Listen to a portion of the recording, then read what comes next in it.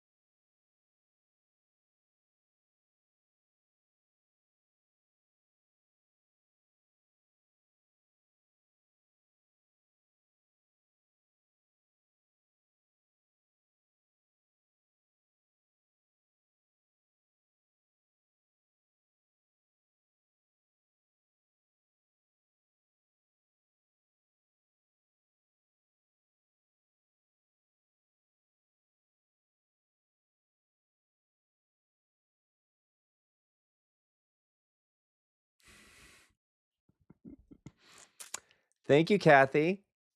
Wow, that was fantastic. I said a lot of wonderful things. Everything that was profound, I just said it. And so you don't even need to watch anymore. But thanks to Kathy pointing out the fact that my microphone was muted. Um, wow. Amateur hour here at Travel Marketeering Live. All right, so I'm gonna rewind a little bit, unless you could read lips. Hi, I'm Joshua Harrell. I am the Chief Revenue Officer over at World Via Travel Network, a host agency within the United States, hosting thousands of travel agency owners and advisors. And it's the coolest job in the world. As the Chief Revenue Officer, I get to be in charge of marketing, sales, and service delivery. And it sounds a lot like what you do. So, yeah, so we're kind of in the same boat. Whether you're an agency owner or you are managing your book of business, you are in charge of the revenue. Because at the end of the day, while we love what we do and we get a lot of passion from it, uh, you have to make a living. You gotta make some money. You've gotta make the revenue, and that is the beautiful thing about being in business, is you are in the driver's seat. So, anyway, enough about that. I went through a whole thing while I was muted, to say welcome. And if you are new to travel marketeering, again, welcome. If you have not been a part of this before, what we do as travel marketeers, whether it is to say hello, acknowledge something that we love, we shout out a TM, whether it's in person or it's virtual. It's like a little virtual hug you can send across the across the internet. Just shout out a TM. I'm going to send you a TM, and I'm laughing because I am watching the chat come in after my beautiful failure there of not having my mic turned on. That, guys, that's what it's not. There wasn't a flaw in the equipment. User error right here. So I'm watching the chat. If you are joining me live across all the platforms, because we're everywhere right now, just drop in the comments. Love to hear where you're watching from. Love to hear a little bit about you. And throughout the session today, that's what makes these live sessions so much fun, is your contributions. That, I mean, at the end of the day, use this time to get the guidance, the gut check, whatever it is you need, maybe even just some motivation. I'm happy to be I'll show up for you in whatever way you need me to, okay? So, yes, wherever you are live, drop it in the comments, and, I'll shout out a big TM. I'm gonna pop over there now to just acknowledge those of you who, stayed with me while I was on mute there. Let's see, and I'm gonna go through. I'm excluding all of those chats wherever everybody, your earbuds did not die. That's what our Erica said. If you haven't met Erica, Erica is our director of member development over at Worldview Travel Network. Just a phenomenal force and somebody I am so grateful to get to work alongside. And even though it's her off day, she gets she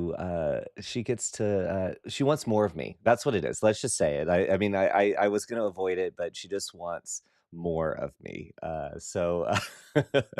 And she said, "Viewers love authenticity, right?" Exactly. Now, I will talk to get those TMs. Some might say it's preaching, some might say it's a spiritual experience. But at the end of the day, some of us get so stressed out about going live on social media, or making videos, or even sending a video clip via email to a prospect or an existing customer. We get, oh gosh, I got to reshoot it. We got to reshoot it. No, don't worry about it. People, that's how we are as humans. I would do exactly what I just did over again, although I don't love it. There was so much passion and enthusiasm. Like I said, I gave you all the nuggets within that first few minutes. I'm just kidding. I was waffling a bit, which I have a tendency to do. All right, so the Travel Bug Girls. I'm not sure which one of the Travel Bug Girls is here, but I'm glad that someone is representing. We have an ambassador of the Travel Bug Girls. If you guys did not get a chance to see my website throwdown with the Travel Bug Girls, please go check it out on our YouTube page. Just go to our channel, search for World Via Travel Network, and you can find it. But we Beautiful website. It was a great conversation. You want to check it out if you are tweaking your website or thinking about working on your website. You definitely want to check that out. All right. Erica, thank you again. Happy Saturday. TM back at you. Let's see. Hold on a second. Kathy said freezing in Ohio, 49 degrees. Wow. That's a choice, Catherine. That's a choice. I got to Kathy. Sorry, she's Catherine on here and Kathy in the wild. And I got to spend time with Kathy at the ASTA Travel Advisor Conference. We spent many days together, and the weather was beautiful in Salt Lake City, wasn't it? So glad that you're here, Kathy. Guys, keep the comments coming. Like I said, make this session your session. Let's talk about what you want to talk about, what you need to talk about today. What is on your mind today? Now, today, I want to talk about your power packed travelpreneur schedule. And this is very near and dear to my heart. While I am not a travelpreneur, I need to say that I help thousands of travelpreneurs at various stages in their business, which is one of the most amazing jobs in the whole freaking world. And I would not trade it in for anything. I love what I do. But I have a very busy schedule. I have a lot of things that I do. Uh, one of my teammates, Laura, she says I'm booked busy, and I don't. The way she says it sounds a little bit like she's having a dig at me, but I know what she means. My calendar gets booked up, and I do things like this. I have lots of meetings. I work on marketing. I work on service delivery. I work on sales. I'm just in all the things, and a big dreamer. because if you don't know this about me, I have been an entrepreneur my entire life. I always say that I failed at every single business I started on my own, and that's why I work for an amazing company because left to my own devices, I have proven that I get distracted by shiny objects. So there's lots of things that I have lots of ideas. I've always had lots of ideas, and I like to chase all those ideas. Every idea I have learned is not necessarily a great idea, and not every idea is something that I need to pivot and go chase. But the thing is there are a lot of ideas. So not only am I assisting my team in what they do, I am cooking up new ideas, right? And sometimes that creates a not just a scheduling nightmare, but overwhelm. So the thing that I had to do, or I've had to do, and I wish somebody had grabbed me and said, "Oh, you silly, silly boy," when I was an entrepreneur. I wish they had said, "You silly, silly boy. This is not the way to build a healthy business." And, in many ways, but I think the most important thing that I have learned over the years and working with other entrepreneurs is the way you schedule your week is ultimately the way you schedule your month, your year, right? But the way you schedule that is how you have emphasized the importance of your role in your business and ultimately how important your business is to you. And that might sound a little bizarre because when we talk about creating a schedule for ourselves, that's not creating sales, but creating that schedule is extremely important, and being able to think about the sales, to be able to think about the branding, the marketing, to be able to think about the accounting, the execution of booking trips, all the things. Scheduling is the way that, especially as an entrepreneur, when you're a team member, when you are an employee of a company, it's not necessarily it's not you don't have to work for a micromanager, but I guarantee you somebody is saying, "You do this at this time," or "By noon, you have to have this done." As an entrepreneur, and where many entrepreneurs fail, is they don't say, "Hey, Joshua, I'm talking to you. You need to get this done this morning before lunch. You need to get this done because if you don't, it's going to drag out and it's going to impact this and it's going to impact that." And then at the end of the day, you're going to say, "Oh, well, I didn't get to the marketing activity I needed to do. I didn't get back to my travel partner that I needed to get back to." And then that prevents me from doing the next step. Right. And then you get into this chaotic swirl. I've said it before, I call it the swirl.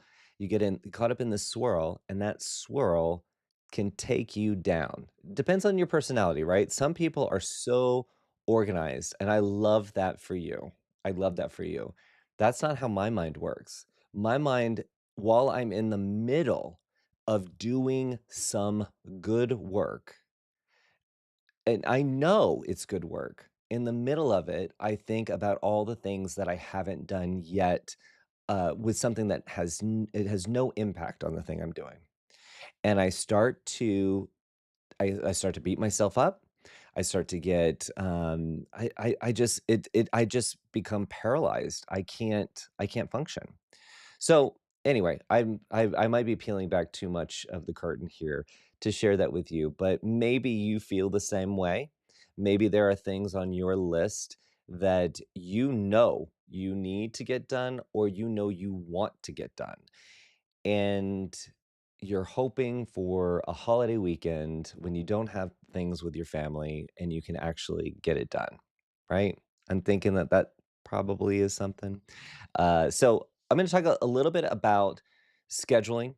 I'm going to talk a little bit about the priorities, and I'm also going to give you some tips around thinking about the different components of your week or even your month. I mean, it depends on how much you are in your business. Some of you might be very, very part-time.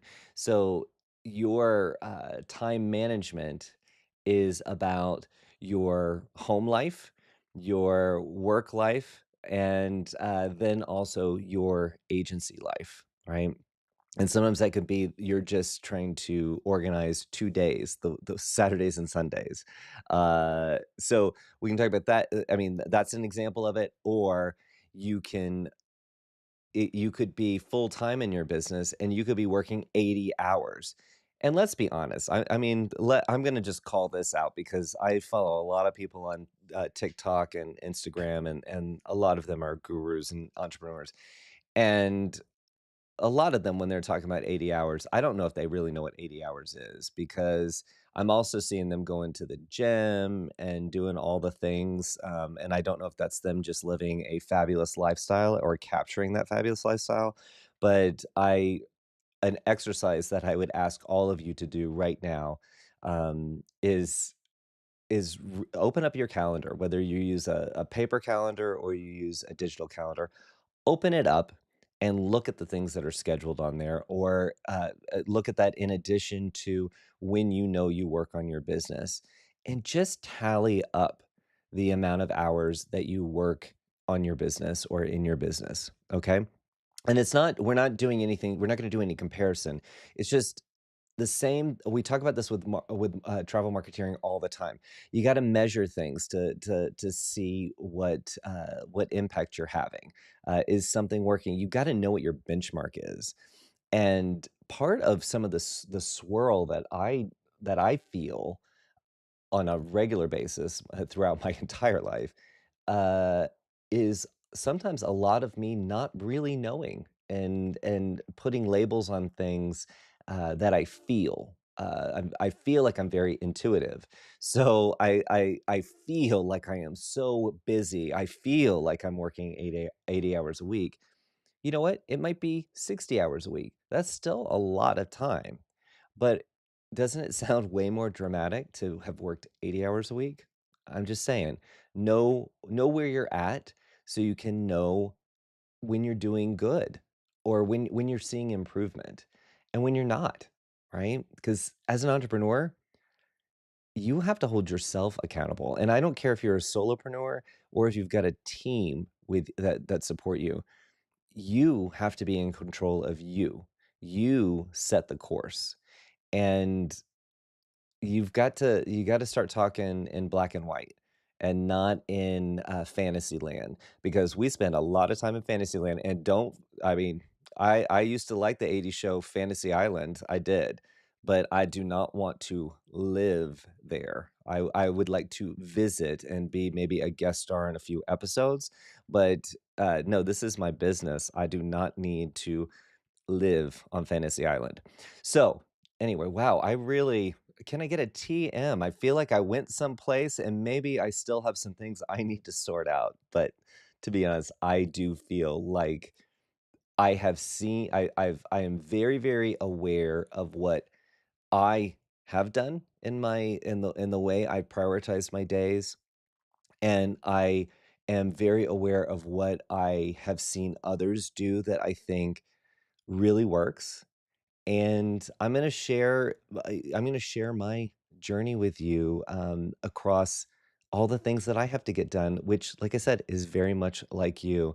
Let's see. Oh, Travel Bug Girls said, "I really struggle with this too. I struggle to stay focused."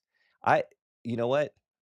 And the Travel Bug Girls, can you tell me which one you are? Because I do know there's a collective of Travel Bug Girls, so I don't wanna keep calling you Travel Bug Girls.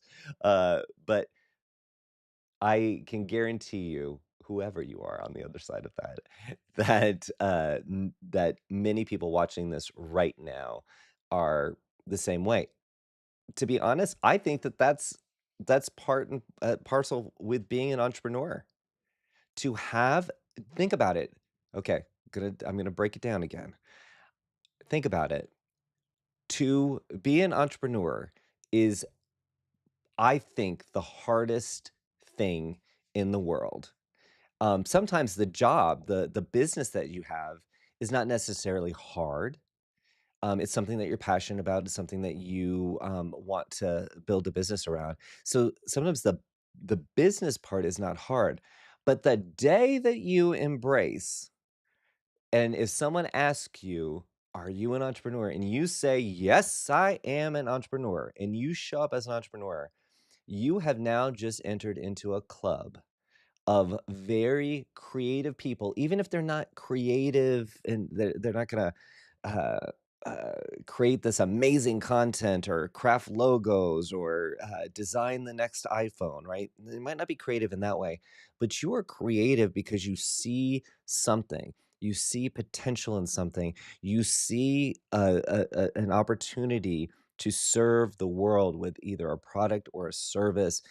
You see the opportunity to lead a team of people or influence a community of people. The entrepreneur spirit is a beautiful thing, and it is complex, it is hard, but it is fun, it is rewarding, and I can't think of anything that is just that it is a thing that I always want to be. I want that spirit to always stay with me, but it is hard, and the to show up every day and be the person that's pushing your business forward, yeah, there's gonna be good days, there's gonna be bad days, there's gonna be good weeks, and there's gonna be bad months, right? But that struggle is real for everyone, and people who are crushing it in one area, I guarantee you they're not crushing it in other areas. So we all, I mean, everything that makes us up as human beings, we're all unique, right? I always say this, there's only one you in the galaxy, and you've got a little bit of this and a little bit of that. Isn't that like a nursery rhyme? Sugar and spice, something like we're made up of something, or maybe little girls are made of, I don't know. I have a feeling that that's one of those nursery rhymes that actually has a very like dark story, so maybe I shouldn't bring it up. But the what we're made up of is different and unique. But I would say that 99.9% of entrepreneurs, the ones that we are aware of that are uber successful, and the ones that are, maintaining, getting by, right?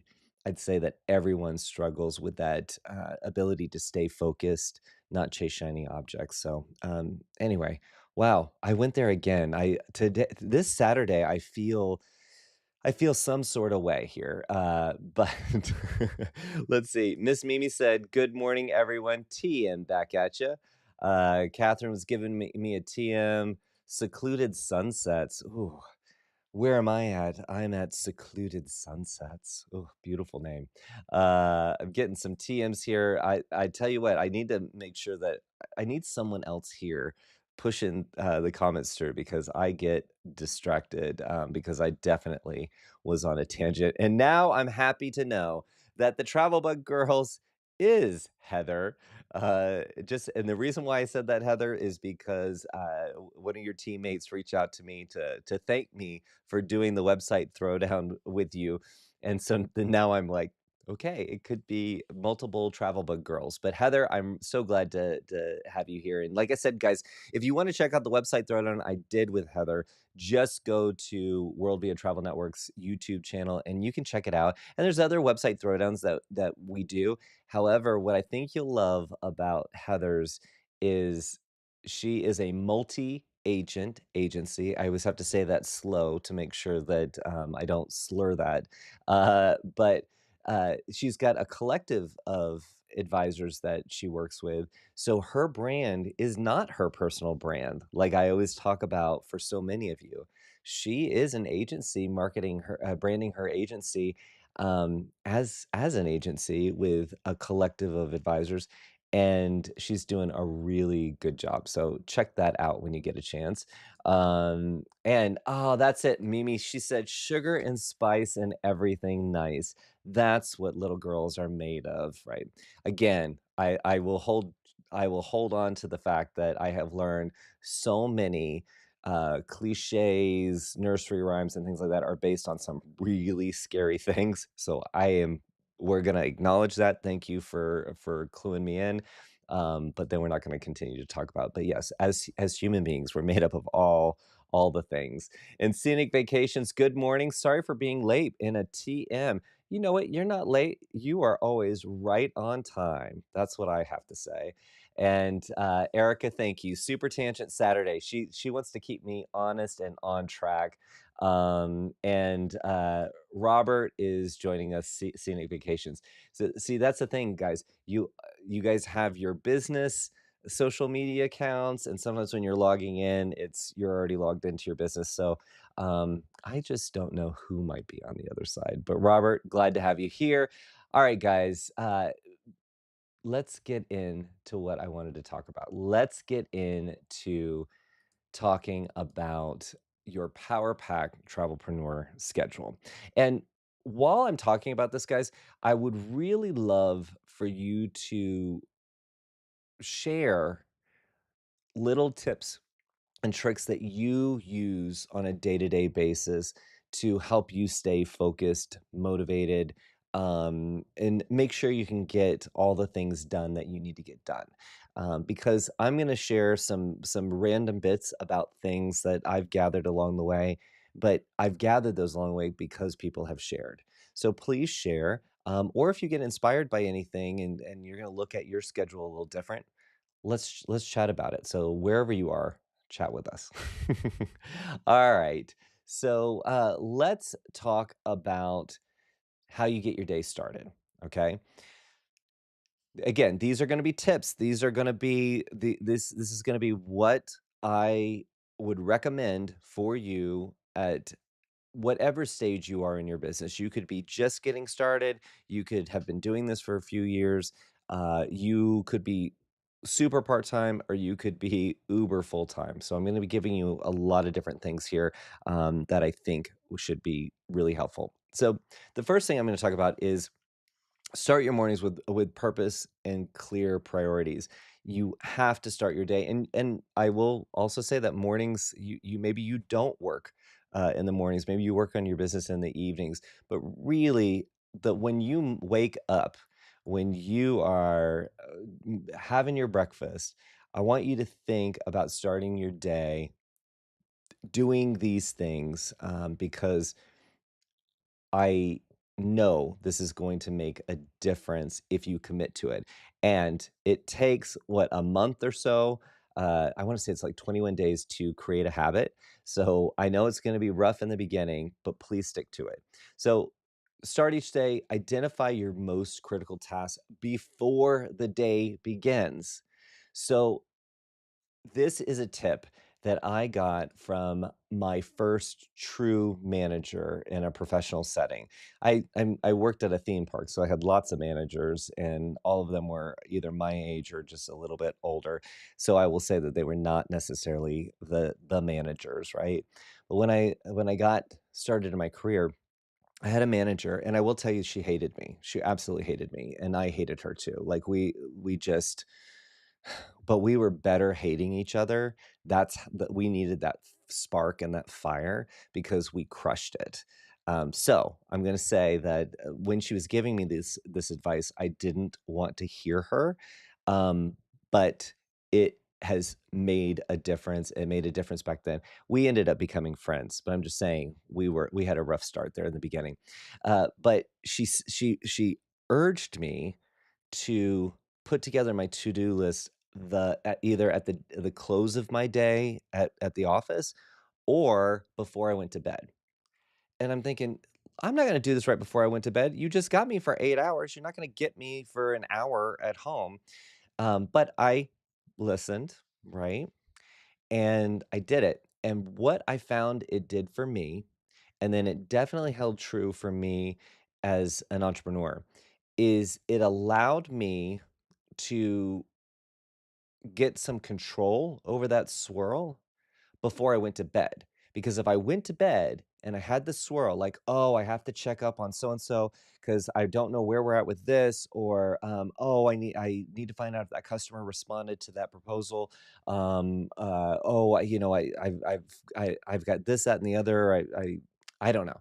Like, things would just start to swirl, and then I'd go to bed, and I'd be thinking about that all the time, and that I can't sleep well when that's going on. I don't know if you guys feel the same way, but when I've got stuff swirling around, doesn't help.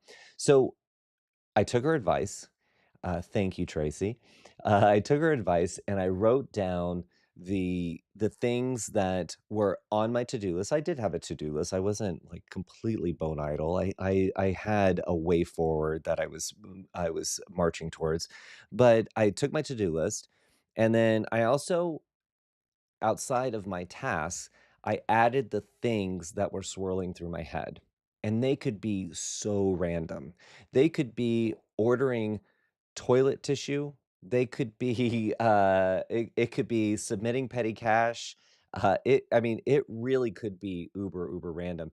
And those weren't necessarily things that I had on my to-do list. So my to-do list always seemed to be, it had the best intentions. Oh, my to-do list was fierce, because oh my gosh, I'm gonna basically reinvent the company with my to-do list. So on paper, it looked good, but that evening review helped me look at what I was planning, and get some of that swirl out of my head. And then there was a moment of clarity that I started to have in the evenings, that was a little place of grace that I found interesting, that showed up in this little tiny exercise I did. It was actually right after I brushed my teeth before I went to bed that I did this, and I still do this to this day. Um, but this little moment of clarity when was looking at my calendar, I wasn't in my work day, I wasn't in my office, I wasn't in work mode, and I looked at a to-do list and I could say, "Okay, that is not happening. I do not have that many hours in a day." And the majority of those to-do lists had nothing to do with me making money and my company making money, okay?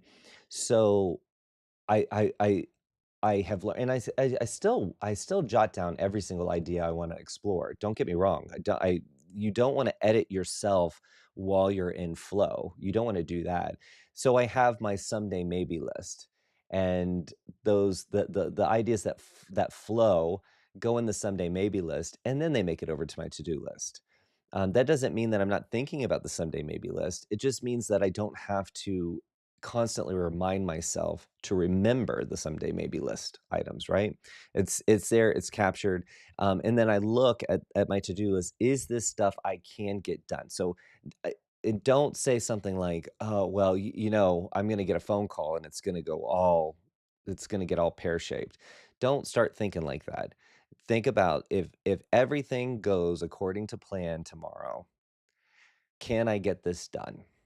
And if there's something that I know I can't get done because of the shape of the day, then is there something that I could push off to another day that isn't pressing, that doesn't need to happen in that day? Um, and then as far as the swirly things, some of those things might need to be to-do list items, and some of them need to be someday maybe, or some of them, if I put them together and chunk them as I'm gonna get this kind of admin work done, if depending on the task, I can maybe get that done in 30 minutes. But in my mind, it was 5 different things flying around, and not good, not good. Again, when your head is all spun up, you can't do the work, you can't be in your genius state, the things that only you can do, like servicing your clients, right? And you can't do my favorite thing, the travel marketeering, branding, bringing your brand strategy to life, growing your circle of influence, growing the number of leads coming in, the number of customers you can serve, right? So the getting a handle on your schedule and making sure that you are being the most efficient you can is critical, not only to avoid the swirl, but also for you to make money and thrive in your business. All right, I am seeing some comments here. I'm gonna pop over for a second. So Robert said the swirl is bad TM. Yeah, I'm glad that you guys are embracing the term swirl. I don't love the fact that we all experience the swirl, but I feel like it's like you can tell a swirl is bad, but it doesn't sound as bad as throwing your hands up and saying, I am overwhelmed. I'm dying here, right? The swirl is something you can get control over. All right, Robin just logged in and said, "What do you use for your lists, paper or computer?" Robin, I'm going to throw this out. I'm going to give you my answer, but I'm going to throw this out to everybody watching live right now. What tool do you use to manage your to-do lists? So just drop it in the chat. Are you a paper person? Are you a computer person? If you're a paper person, do you use plain paper or do you have a journal that you use, a day planner, or the World Via Pro? I dropped a template for you guys to use. If not, if you don't have that, um, I will put it in the description when I update the show after we finish. But I gave you guys a PDF that you could print and use as a to-do list. Or do you use some software that helps you manage your day? Are you a Microsoft Planner person? Apple Reminders? Do you use your CRM? There's loads of tools out there. Some are absolutely lovely. Let's see. And then Robin said, I love the someday maybe idea. My to do, like like certifications, gets so long. I think I know what you mean, like certifications, because whenever you're doing a certification course, those are very intense. But yeah, your to-do list can get so long, and then you're carrying around this chain of disappointment. Look at this, oh my gosh, I've got to get my car cleaned. I've got to order business cards. I need customers. That's not really a to-do item as much as a focus, right? There's probably 100 to-dos that go with getting more customers. Yeah, it's not a comfortable place to be. Let's see what the answers are here. Let's see. Secluded sunsets. I have to write things down on paper. Yeah.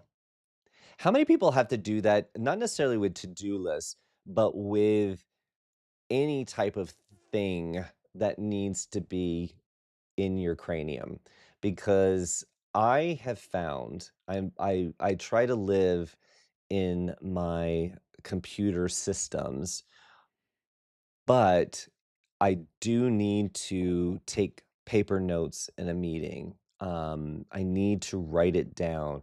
I need to have that piece of paper that then I might move into an online system, but in the moment, that gives me a lot of comfort and peace.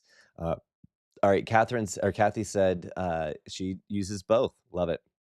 Uh, M said paper. I need to see it. Need to see it. Yeah, and I also find that when I'm using a computer program, it weights everything the same. I mean, you can prioritize things. We use in our company, we use Microsoft Planner, and it's a blessing and a curse because everybody has it throughout all the systems they're using. But even though you can prioritize tasks, everything kind of has the same weight to it. So when I'm writing on my paper, I write really big. I'm like, this needs to get done right now. Call Erica about so and such and such, right? And then I'll do little things, right? So I like that. There's something about it. Let's see. Robert said, I use TikTok. Tick. Sorry, I said TikTok. I was like, oh, TikTok now has a project management system, workflowy, and Apple Notes to organize everything. I love it. M said journal. Yes. Robin said love whiteboards. Use over. I'm not sure what use over, but, I love whiteboards too. Erica said, "Computer for the big tasks, paper for the daily." Love that. Heather said, "I have to do both. Writing it out helps me think it through, but I need a digital calendar to keep me on track." A big TM to that. I wasn't really thinking about the calendar part of it. Let's see. Mimi said, "I just use a digital to-do list." Love it. Uh, I don't use paper. This is Robert. I don't use paper, but do have to write it down. Apple Notes with a digital pencil. I am, yeah, well, I'm gonna chime in on that one in a minute. And Mimi said, I use OneNote for notes.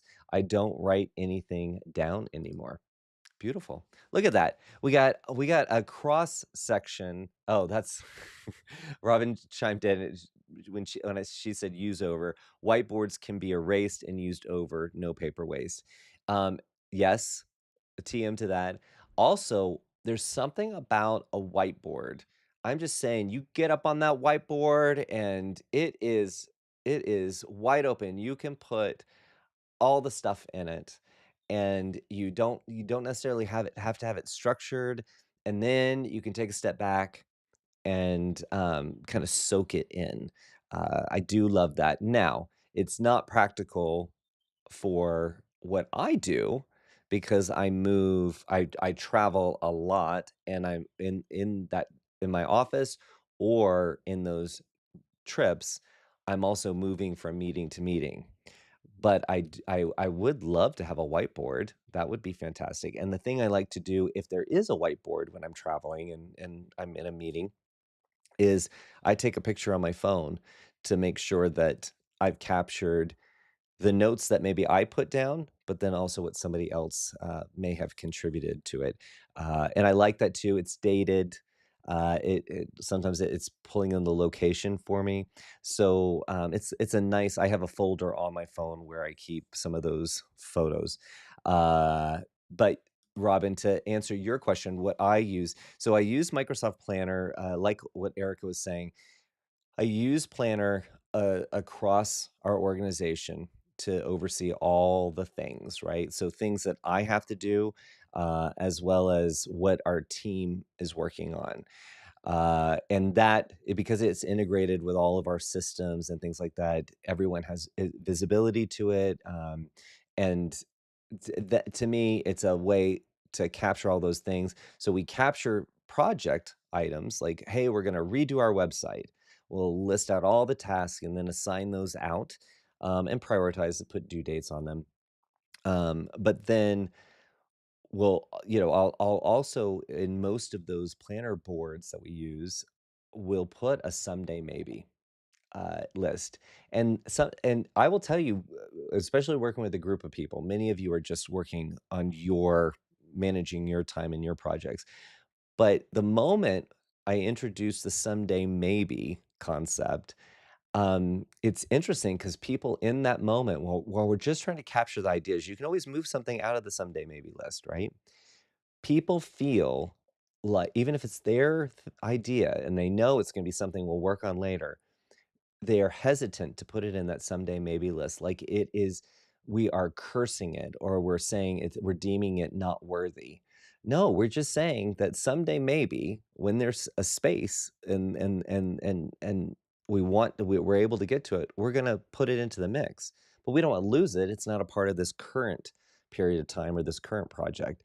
But it's interesting, if you work with a team, try it out because that someday maybe list is so helpful to capture all the ideas.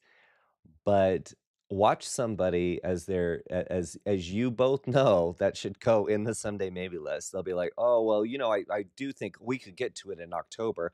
Well, that's lovely, but right now it's going to sit in the someday maybe list and we're going to put it in. I'm going to tell you the someday maybe list helps you. And if you are so I was let me go back to this. So Planner, I use Planner, and I am very, very, regimented when it comes to if something needs to get done, it is like within a specific time period or at a specific on a specific day. it has to be scheduled on my calendar. There's a couple of reasons for that. The calendar is the end all be all. This is what I'm doing. If something changes, then if something needs to move around, I have to move around appointments. That could be appointments with myself. That could be lunch. That could be meetings with other people, or even recording sessions like this, right? So I have to put if something has to get done, it has to go on my calendar. If it can't go on my calendar, guess what that is indicating to me? I can't get it done. Or if it has to get done, I know it has to get done, but I don't have space for it on my calendar, it also means that maybe my priorities are a little out of whack. So the calendar being this is what's happening at any given time has really helped address that mile-long to-do list in addition to the someday maybe list. I will have a mile-long to-do list as well as a someday maybe list that's a mile long, but at the end of the day, what can I get done today? And I'll give you an example, Eric, I'm gonna just talk about something that, you and I were working on. So, we were working on, some marketing copy around an event, and, this is the launch of an event, and I'm not gonna give away what the event is because 'cause I'm not stupid, I'm not gonna do that. It's an awesome event. But, we realized that the way we were talking about this event, it, there was we could do better. Like, there was just a little and so it wasn't the event that had the challenge, it was the story around the event. So Eric and I got together and we're like, you know what, this could be, we need to rethink this. Now, a team member was working on some other components to this, and he had that assigned for me to sign off on what we all prepared originally uh, for yesterday. And I just couldn't get it done. There was no way. I wanted to sit with it. Eric and I were really excited about the changes that we were going to make, and they weren't wholesale changes. They were just little things that we wanted to make sure that everybody who was looking considering the event knew what all it included. So I realize now that I'm talking about this, if you're a member of World Via Travel Network, you're like, "What is this event?" Trust me, you'll hear about it on the all call this week. But so anyway, I had to. I looked at my calendar to see when I could put time to this, and I didn't have it. So I had to reach out to Erica rather than just like my sheer hustle nature. I'm gonna get it done, right? I said, you know what? I can't get it done today, guys. I've got to push it off to Monday. I scheduled the time. And while I know I'm talking to you about it right now, there's no swirl. It's not it's not kicking around in my head. It's I know that I have the time to do what I need to do on Monday, and I'm gonna get it done. And if something were to happen, because emergencies happen, right? Then I will look at those blocks of time on my calendar and make those adjustments. So, yeah, the my calendar is the true to-do list that's time-based, and then I have planner for all my projects and those associated tasks. And, my someday maybe list, let me tell you about my someday maybe list. Now, like I said, I have our team has, someday maybe lists incorporated into their different planner boards. But for me personally, I use my Apple, reminders, and I have a list called Someday Maybe. And that list includes things that I wanna do with my life, right? I want to, I don't know, I want to build my own castle in a backyard. I don't know what it might be, right? If it's something I wanna do or think about, read later, whatever, I put it in the someday maybe list.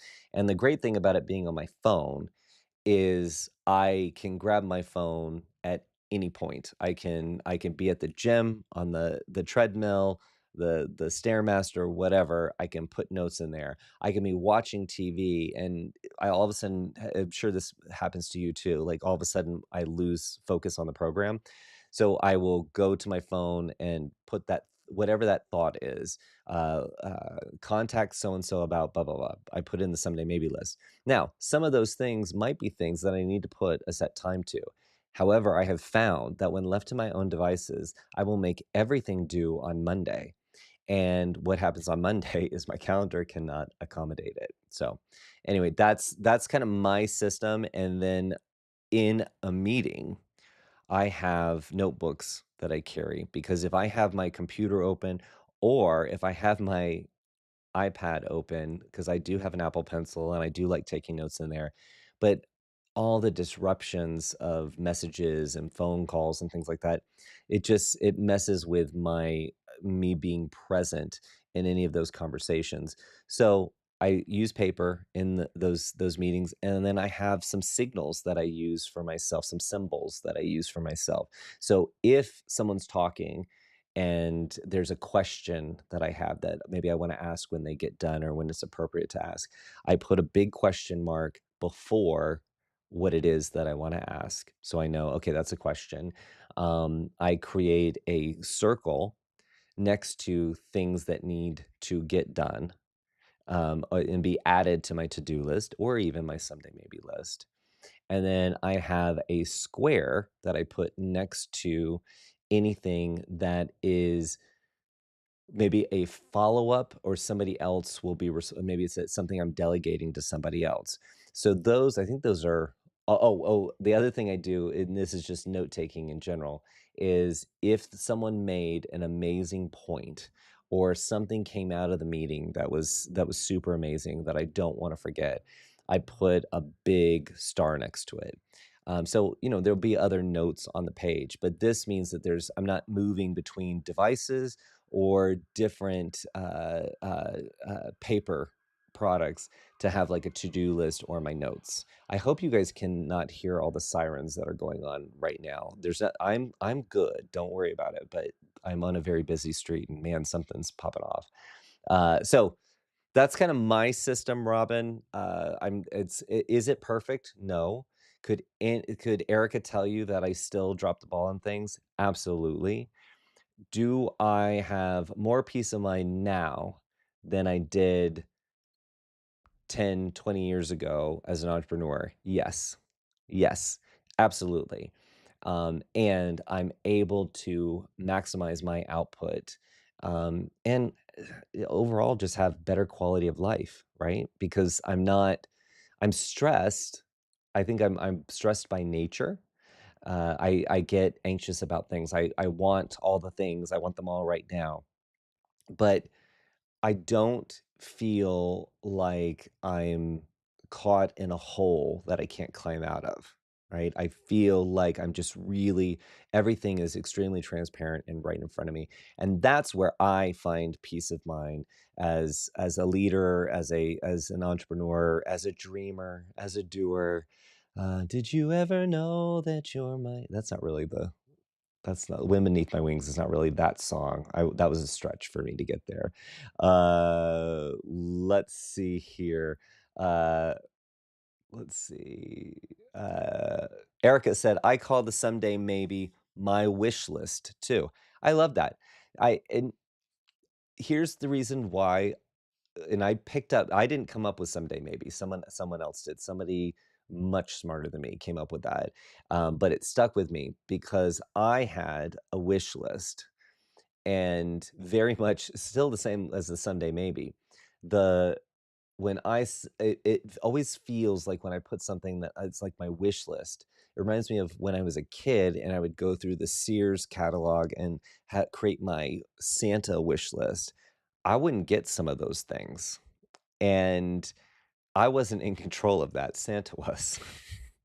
So, when I heard somebody talk about someday maybe list, I was like, "Oh, that puts it in my control." Like, I might do this someday.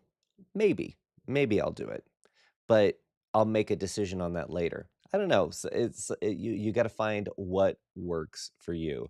Kathy, I love this, Kathy. Oh, I'm such a fan of Otter AI. I live for it, and Erica knows that I'm being facetious with that because everyone on our team I want to say last week, one of our team members said, "Oh, I'm using Otter AI and to take notes during meetings."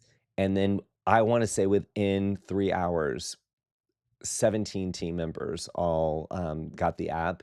And the thing with Otter AI, if you don't set it a certain kind of way, it shows up to the meetings right on time and just keeps interrupting the meeting. If you have, again, if you don't have it set up the way you should. So I'll just say there was a group of otters, and I do think there is a name for a group of otters, and I don't know that right now, but, yeah, they just enter in all the Teams meetings, so it's become a little, comical, but Otter AI, fantastic tool for taking notes in virtual meetings, so your online meetings, but then also I love it for in-person meetings too. Turn that on while you're listening to someone speak in person, or maybe you're having a meeting, a discovery meeting with a future client. It can capture all the things and, then give you a very succinct summary, and I feel like it gives you confidence, and Kathy and I were talking about this, while we were in Salt Lake. It gives you the confidence that you are, that you can be present in the meeting and maybe have some aha moments without worrying about having to capture all the things. So I love that. Thank you for sharing that, Kathy. And let's see, Erica. Erica, see, Erica, you're just gonna have to be on the show with me because you always bring some good insight. She said, when you set calendar time to work on proposals, for example, you can start to measure how much time you spend working on certain clients, products, or destinations. So I that that's exactly what I was talking about at the very beginning of the session. Write down how much time you are working on your business or you're doing different things, and not just the business. Look at how much time are you spending with your family. These are things that are, as an entrepreneur, your business like a monster that wants to be fed all the time, and can ultimately, if not managed, can take you away from what you're doing it all for. So even figuring out how much time you spend with family and your lifestyle maintenance, as I like to call it, that all of that is very helpful. So just knowing helps you figure out what do you want to adjust, what do you need to adjust. But I love what you're suggesting here, Erica, because there are there are products that you can spend way more time on putting together proposals for clients than you will see back as a return on that investment of time. And at the time, and I'm going to say this, this isn't people aren't being uh, they're not being absent-minded with this. It's just when you have a client on the line, a future client on the line, you wanna close that deal, so you start doing everything for it. But if you can start to track when you're working, how much time you're spending on these proposals, then you can start to make really smart decisions around what was efficient, what wasn't, what you might not do again, and what you might do more of. It's you being very, very aware of what's going on in your day to day. And it isn't where you're over analyzing it because, stop tracking things if it's not going to if it's not going to change what you do. Right. We could create spreadsheets upon spreadsheets to track different things. And that is really nice. I'm telling you, I do it all the time. I'm like, okay, the fact that we do this, that, and the other, and people really love it. Okay, does that mean we're gonna do more of that thing, or do we just feel validated, right? So, I mean, there's lots of things. Obviously, I can't give a specific example on that, but and especially in marketing, you can track so many different things. But if it doesn't impact a decision that you're gonna make, if you don't change what you're gonna do or do and that could be stop doing it or do more of it, then don't track it. But here, just on the back of an envelope, or if you wanna do it like Robin, if you wanna do it on a whiteboard, do it on a whiteboard. But just really look at your calendar and say, "How much time am I spending on these things?" And when you can start to drill down on how much time you spend on proposals, or even looking at how long does it take from the discovery call with a client to the proposal to sealing the deal. How much time does that take? Because once you know that, you can start to make some decisions to increase that efficiency, increase that output, and increase the quality of the service that you deliver to your clients. I don't know. That's really helpful information. Erica said, great example. I was happy to hear I need to do this well. So if you can't get back to a client on time, I'm sorry. I will give your trip the dedicated time it deserves. So I need one more day. Okay. I wasn't you could tell as I was reading that I kind of got lost in what you were saying, Erica, but I get what you're saying. So she was happy to hear because she runs all of our education and event programs, right? So she was happy when I tapped her and Cole on our team and said, "Hey guys, I need another day because I don't have the space today to work on it." Because to her, that means that I am going to give it the time it needs, and I'm not going to just work on it off the side of my desk or while I'm in another meeting. Do you know what I mean? Like she knew I was going to put that attention to it. So what she's saying is even with your clients, like you might have your client might be, oh, so anxious. They want please get back to me right away. I need this. I need this. Um, and I get it. They're excited about their travel. It's a big expense for them. They want an answer and they want it right away. But if you do need that extra time, because when you look at it, you know it's not possible for you to do your best work, let them know. Because that right there, just like me messing up my audio at the beginning of the session, right? That's authentic. And when people hear that you want to spend more time on something that is very valuable to them, it works. Now, does it work if you are constantly late in getting back to them? No, that is where it backfires. So you want to give your best at all times, and you want to plan for success. So everything you can't be behind on everything because that will signal to your client that you are disorganized. They're not important to you, right? These are the stories that they will start to fill in, right? So telling somebody that you need a little extra time well before it's due, right? If you said, "I'll get it to you by 3," and at 1:30 you tell your client, "Oh, you know what? I something came up and I'm not able to do it." That wasn't great. But in the morning, you could say, if you can tell that this is gonna go over, you could say, "Hey, Betsy, I just need one more day. I know I said I'd get it to you this afternoon, but I will need until the morning because I'm waiting to hear back from CIE on this, that, and the other. And I just know that in the end, I'll be able to give you a more comprehensive proposal once I hear back, and I'm not, leaving some blank information on the proposal. I hope that's okay." I if they are really truly someone who should be your client, they're going to be okay with that answer, but they're not going to love it if you wait until the 11th hour to tell them. So anyway, well, that was a lot. Oh, and Robin, I can always count on Robin to give me a little something something. So if it's a group of otters, it is a romp. See, I bet you did not think you were going to learn that today. And if they are on land, in the water, they're a raft.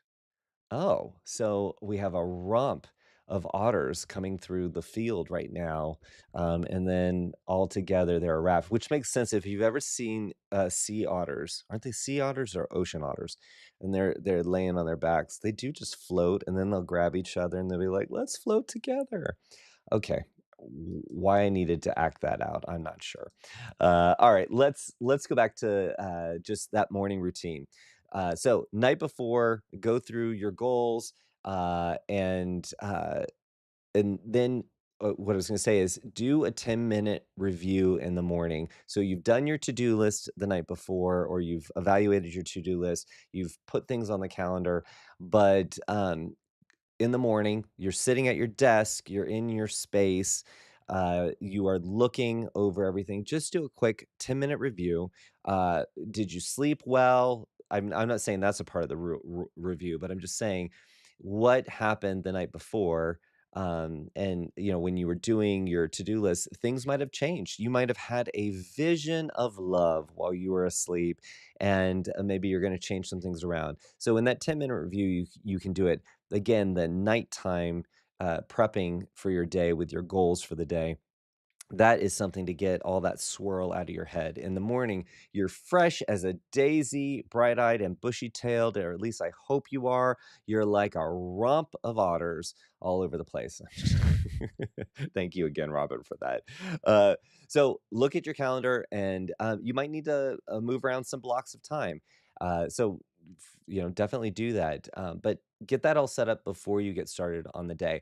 And then I want to give you a little bit of advice on, you are a travel advisor, and travel advisors, they do travel. Now, you might not travel all the time, but when you're traveling, you still have to get things done. Otherwise, that travel becomes like another chain of disappointment because you're just backing up on all the things you need to do.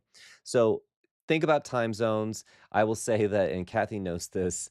Um, I My calendar was a little jacked up. We live in Atlanta, and we were at the Travel Advisor Conference in Salt Lake City.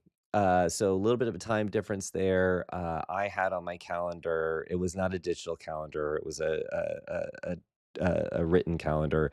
I had on my calendar that I had an interview at 3:45 in the afternoon. It was not 3:45 in the afternoon. It was actually 1:45 in the afternoon. And Kathy was there when I found out. And although it didn't matter because it wasn't like double booked, it caused me a little bit, it because I had done all that pre-work. I had done the night before, "Here's what I'm gonna get done the next day," and I did my 10-minute review in the morning. "This is what my day is gonna look like," and she was with me at breakfast when I found out that, I had the time wrong on my calendar. So, think about those time zones, but the real tip here that I wanna share with you, you work with, travel partners that they might be based all throughout the country, okay? And they could be people like your BDM for Royal Caribbean. It could be your BDM, or you could be working on something in Ireland with an in-country partner, or somebody in Spain. Like you mean in different time zones, Australia, right? What When you start to work with partners that are in multiple time zones, and it could just be within the US, and, based on where you are, somebody might start earlier, or they might start later, or work later. If they're on the West Coast, they might be working later, if you're on the East Coast. What I'd love to do when you start to work with partners like that is I like to plan my day and my reach out, my follow-up, or even setting up meetings based on where they are. And what that does for me is it helps me configure a day where I can get more out of it, right? Like if I know if I'm on the East Coast and somebody's on the West Coast, I know I could probably meet with them 6 o'clock in the evening my time, if that's when I have space. So I go ahead and do that. I plan those meetings that way versus whenever their day starts, right? Like, oh, they're going to start at maybe noon my time, right? So I'm going to grab a time slot then. I don't, that's good. I could do that, but I can get more out of my day if I'm working with Europe in the morning and then I'm working with Australia in the early evening, right?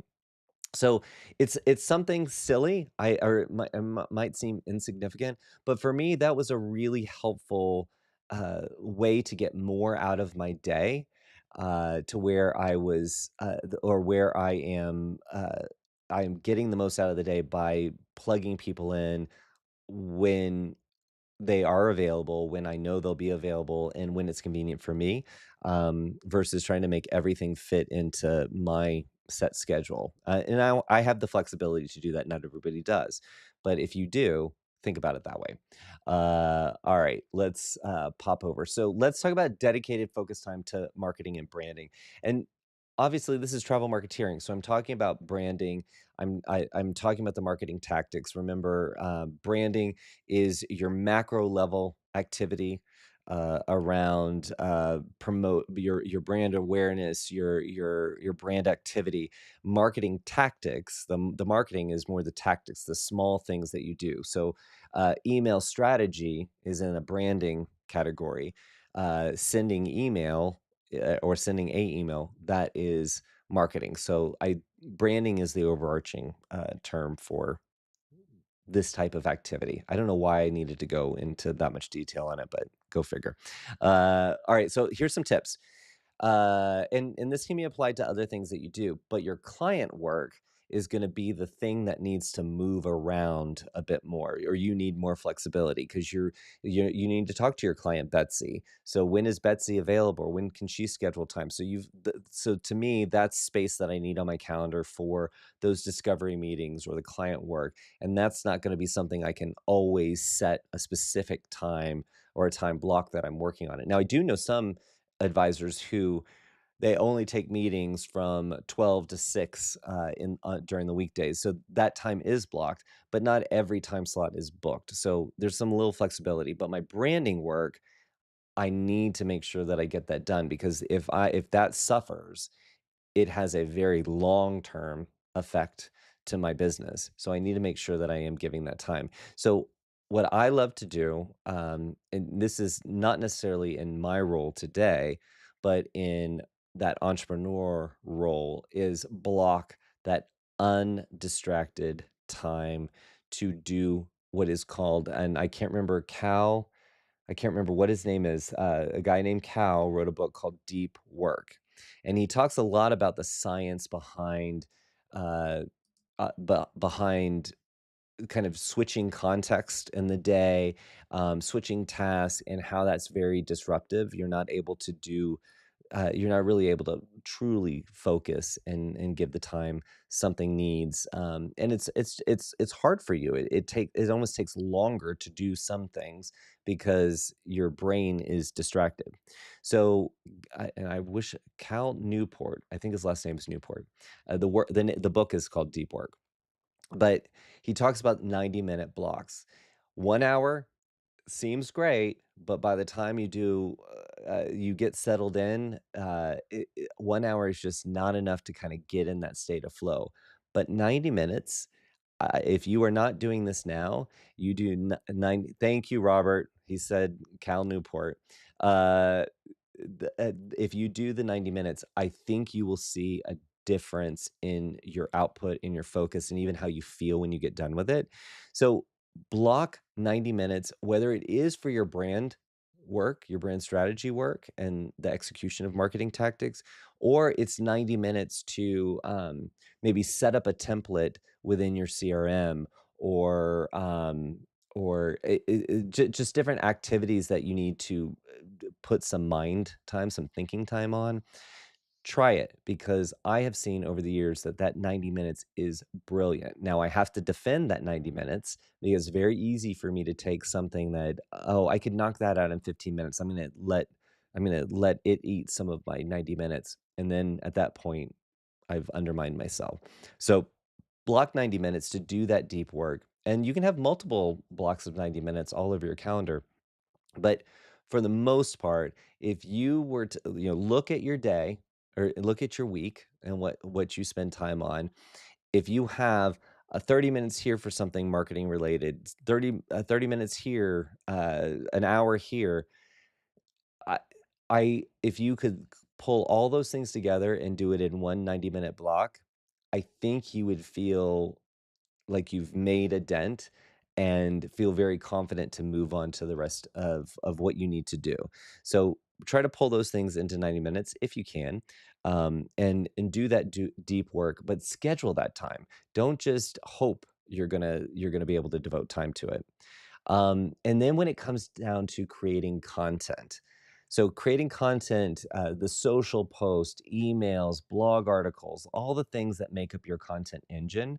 Um, Most of us don't have time to where we can devote all this, 15 minutes here, an hour here throughout the week. You just don't, because you're selling stuff. You're learning about new products and destinations.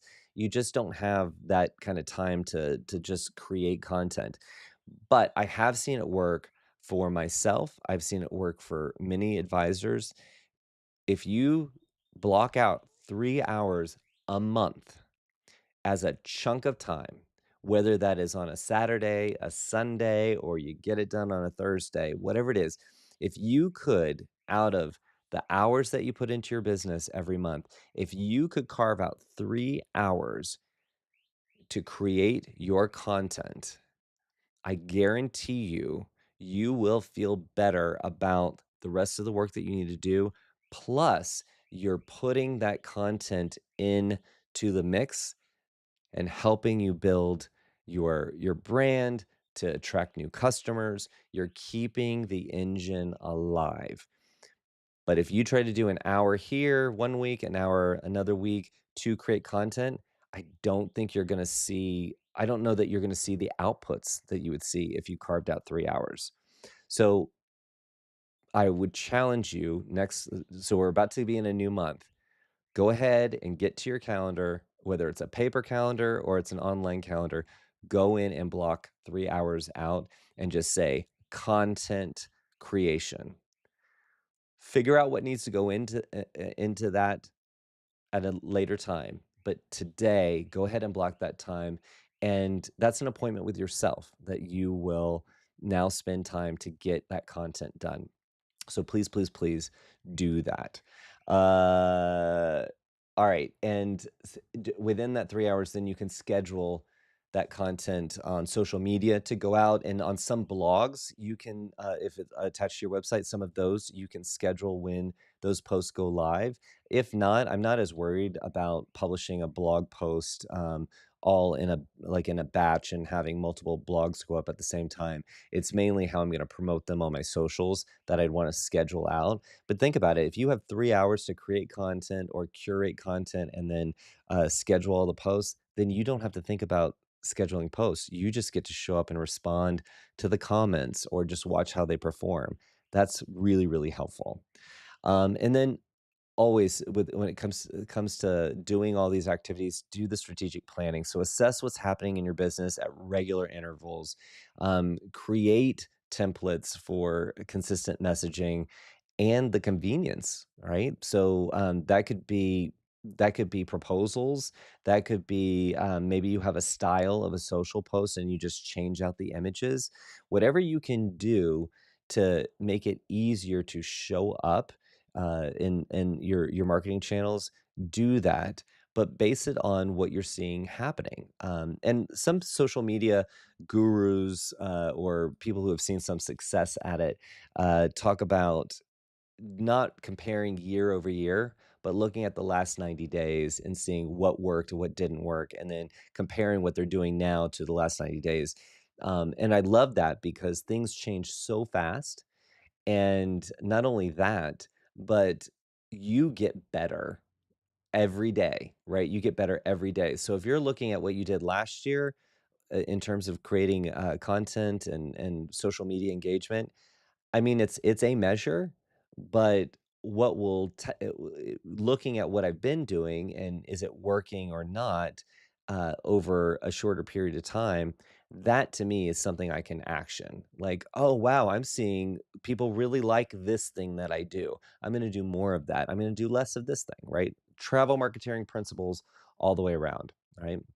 So that is how you get all that marketing stuff in that you need to get done. So think about it: 3 hours.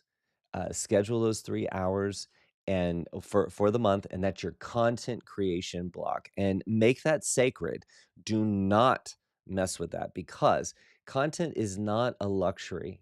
Please, if you think creating content is a luxury, like it'd be nice to do it, I'm just so busy. The only people who can just bypass creating content are the people who are so busy and they are hitting their financial goals through their business. If you're not there yet, you need to be creating content. And I'm going to tell you why. Okay. I'm not just saying this because I like marketing. I'm not saying that. I'm saying it because content is how you get discovered. It is when you add blogs to your website, it's how Google knows that your website is growing and that somebody is there. It's not a dead website, it's alive, it's a thriving website. So you need that for Google to work for you. Okay, you need that. And then the other thing that if you aren't clued into this now, I am breaking the myth here.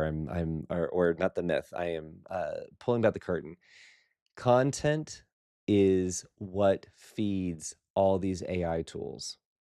And AI is rapidly becoming the way that people are discovering information and businesses. Okay. Think about it. If there's nothing for these AI tools to read, how does it get the information? It needs the content. And that could be your silly TikTok video. It could be your blog post, it could be your website. It's so many different things that these AI tools will read, but if you don't feed those little AI minions, then guess what? You're not gonna get found. So, again, I'm gonna come back to content is not like content is not a someday maybe thing. Content is a right now, all the time thing that has is a part of your business, the same way as so many other things, are things that you know you have to do. You have to do content. It's not a luxury. But don't stress out because you're making that appointment with yourself to work on it. And your first 3 hours in June that you work on it, you're gonna get some stuff done. The next 3 hours in July, you're gonna get more stuff done. You see what I'm saying? It's gonna grow over time. Just commit to yourself. I promise it makes a difference. It'll make a difference. Okay. So we are coming to the end of today's session. All right. We have talked about a lot of things. We have talked about making time for you to work in your business, on your business. We've shared, how to keep track of to-do lists, things like that. We've talked about now carving out time for marketing. The other thing that we need to make time for is our generating quality opportunities, those leads. So I know I've talked about this in a previous session around connecting with your audience, your future clients, and working working all the different channels to try and to shake everybody up and get them connected to you. Now, I said earlier you can't necessarily plot out when you're working on your client stuff. You can track it, but you might have client meetings at various different times, and then you're going to reach out to suppliers. You're going to do proposals. You're going to have a lot of different activities that are going to flow, that are going to schedule that are going to need to take different parts of your day. So, and that's all good. That's all good, but you want, just as you're spending time in your marketing, you want to carve out time for your outreach. So connect with your audience through, you can DM them on social media. I mean, I think that that's something that people often overlook, is if you know that somebody is in Instagram and maybe they're commenting to you on something that you've posted, or you see them posting a lot, a hi, how you doing DM goes a long way in nurturing that relationship. And that might even be their preferred method of communicating. And they just didn't know you would show up there. Hey, carve out time to go through your social media channels and reach out to people, or even just comment on some of their content. That goes very far, because think about it. Most of us have clients who don't have thousands of followers or millions of followers. So our comment, and it needs to be genuine, don't like put it on, but our comment can go really far and can trigger a memory. Oh, I need to call Robin, because I she popped into my head when we were talking the other night. Da, da, da, I need to talk to her, right? So, you leverage all the platforms that you're on, find ways to connect, and oops, I grabbed the wrong thing. Sorry. Find ways to connect, and then for your opportunities, the people who have maybe you've got open proposals with. Um, yes, you can be doing newsletters and your social content. You can be putting all that content out, but those people who have proposals in the works, come up with some personalized ways to reach out to them about their trip or about something they mentioned to you when you guys were talking and putting together the proposal. It's worth it. Spending 15 minutes to think about something clever to say to one of your opportunities that hasn't quite yet become a customer. I think that those 15 minutes were well spent to get them to purchase with you. But if you don't schedule that time to connect and do this outreach, then you're gonna miss out. It's not just about just the marketing, it's about the sales activity too. So make sure you're getting that time in. I keep grabbing the wrong one there. And then for the things that you do, whether it's text messages or emails or phone calls or DMs, you don't have to make it a big report that you're compiling each time, but keep track of these different touch points that you've created to reach out to your opportunities, because you never know something that you just on the spur of the moment you thought, you know what, I'm going to text this person. I've never done that before. I'm going to text them.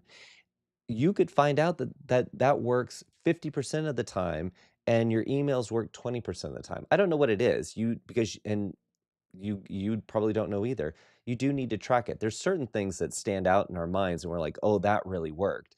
But if you're not actually tracking it, you don't know. And when you don't track something and you don't measure it, you you're not really managing it. So, don't, again, it doesn't have to be complicated, but try different things. Set that time on your calendar to do this type of outreach. So again, the client work, the work that you're doing to do the bookings and things like that, or to have the discovery calls with new clients, those are going to move around on your calendar a little bit. So you need some space on your calendar for that.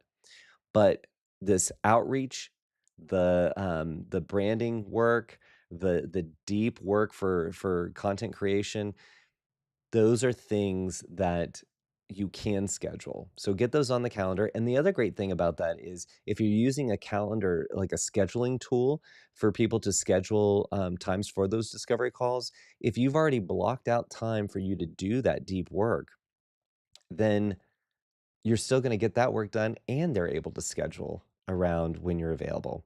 That's a beautiful thing. So I hope this was a helpful conversation today. I have enjoyed you guys contributing to the conversation. It's a lot of you out there. I didn't realize this topic. I guess maybe my little entrepreneur swirl concern is actually a concern for most entrepreneurs. I'm just going to say you are not alone out there if you feel the swirl as an entrepreneur, because there's a lot of you out here live watching this. So I'm just saying, you're not alone. So does that make you feel a little bit better today? I hope so. All right. Well, thank you guys for joining today. And something I'd love to do when we're wrapping up these sessions is, what is something we talked about today that you are going to act on in the next 7 days? Just drop it down in the chat wherever you're watching. I would just love to close out going through any of those things.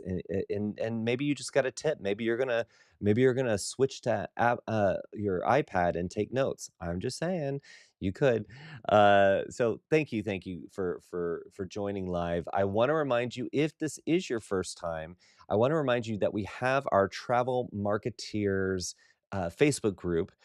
It is free for you to join, obviously, but we'd love to have you there. This is a place, this is a community of travel marketeers. You don't have to be a member of World Via Travel Network, although we think you should be, but you could be. We have some travel partners who are travel marketeers, and I love that they've joined us there. So it's a great place for people who have said, you know what, I am a travel marketeer, and I'm going to create systems to help me market and sell the products and services that I offer, right?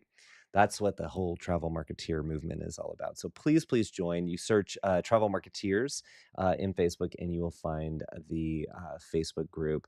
Now, I will be gone for the next couple weeks. We have a conference that we're attending as a company. So check me out on some of my socials because I know you're going to see some of that content flow through because let's just say I like to dress up for some of these things. So I think there'll be some fun outfits. I hope there'll be some fun outfits, and I'll also share some things from the road.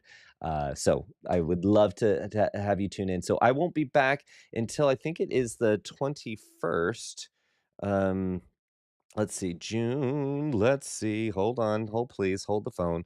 Yeah, June 21st. So I'm gonna have a little bit of a break. But if you want to go back and watch the past episodes of Travel Marketeering Live, they are all on YouTube. Just go to our channel, World Via Travel Network.